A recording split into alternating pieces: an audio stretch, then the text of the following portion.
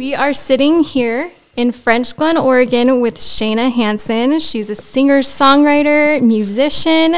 We'll get to hear a song from her later on in the episode, but we're excited to sit down with you. Thanks. It's great to be here. I'm excited. We're actually sitting in her dining room, which is so homey and cozy, and I love being here. And we, like I said, we're in Oregon, but you're actually from Willard, Missouri. Mm-hmm. Is that correct? Yeah.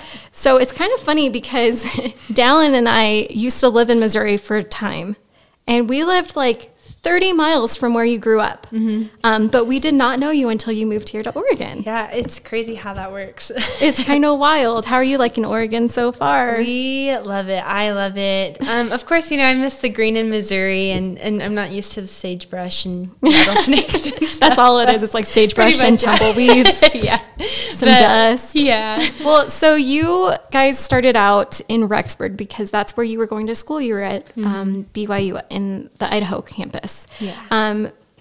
Well, I kind of want to know, you guys probably went on a few dates before you got married. Yeah. You probably went to a few local restaurants. What was your favorite Rexburg restaurant? Oh, Big Judd's. That one's What's Big so Judd's? good. So it is a burger and a shake place, and they do huge burgers. They have one in Ashton, I think, too, or St. Anthony, Ashton, in that area.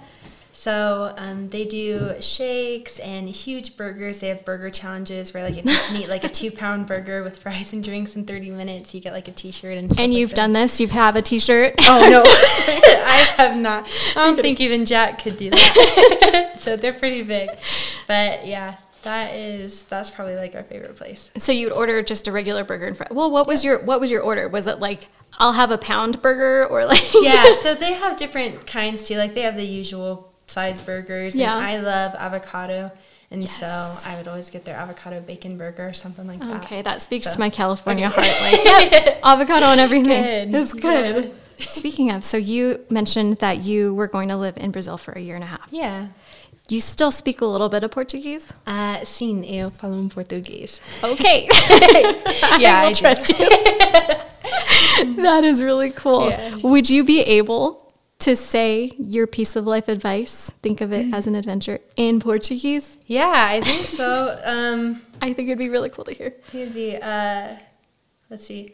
Pense disso como uma aventura. Way cool. Something like that. I'm not for sure. So the Portuguese speakers out there, if I'm wrong, please. Close enough. How has music impacted you, or how has it helped you channel just that healing process, or has it? Yeah. So I think it's no secret music is an outlet for me. Yeah.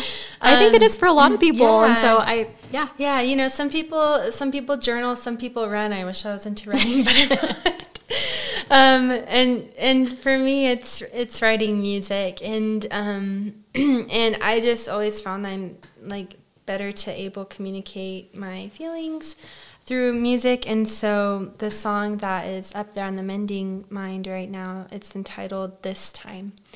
And that is by far the most popular song I've ever shared with anyone. I've shared it in classrooms. I've shared it in religion courses. I've shared it in front of, like, in historical buildings with hundreds of people there. Wow. I shared in little just concerts, and I shared in a talent show once, and the reason why I share it with so many people is because I wrote that after, all these experiences were happening, after our dear friend completed suicide, and after this girl who's like a sister to me, after I saw her cut her wrist, and after, so many things. And I wanted people to know, like, you're not forgotten. You are wanted, you are needed, you are loved, and I'm not giving up on you this time.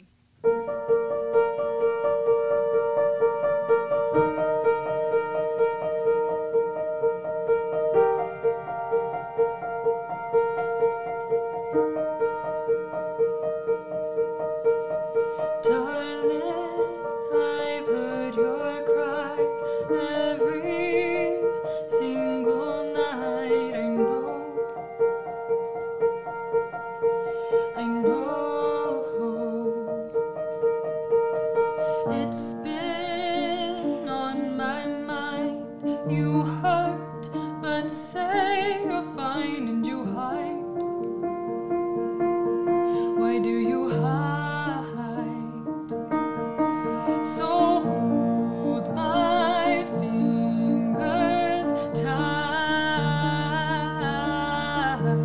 and gently shut your eyes. I'm not